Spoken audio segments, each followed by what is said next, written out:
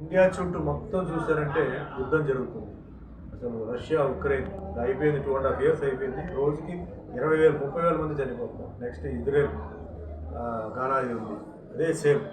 అలాగే మెల్లిగా అన్నీ అవుతున్నాయి. ఇండియా ఒకటే చాలా సేఫ్గా ఉంది. చాలా సేఫ్గా ఉందంటే ఇక్కడ ఉన్న శక్తి ఏంటంటే Hindu, Muslim, Christian, Sikh, Parsi, Buddhist, Jain వీళ్ళందరూ వీళ్ళ పవర్స్ అంటే గుడికి వెళ్ళి వాళ్ళు పూజ చేసిన పవర్స్ వల్ల ఇండియా ఈ మాత్రం ఉంది. లేకపోతే ఇండియా ఎప్పుడో లేచిపోయింది.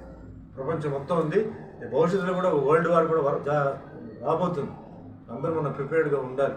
2 years 3 years తర్వాత ప్రిడిక్షన్ రాబోతుంది. సో మనందరం కలిసి ఉండాలి.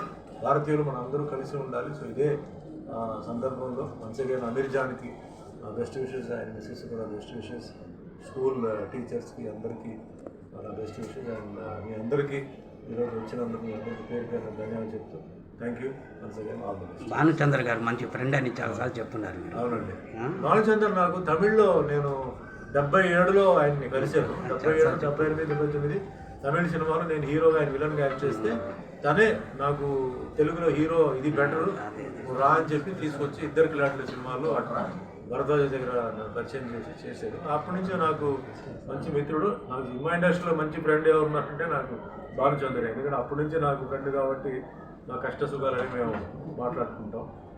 So thanks to Bhanuchandra, Telugu నన్ను తీసుకొచ్చి పరిచయం చేసింది. Thank you sir. సుమన్ గారు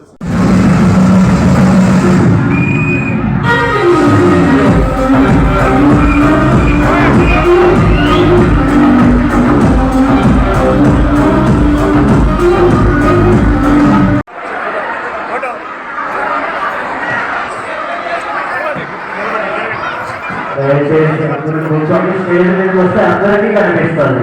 ప్లీజ్ దయచేసి కూర్చోండి అందరూ.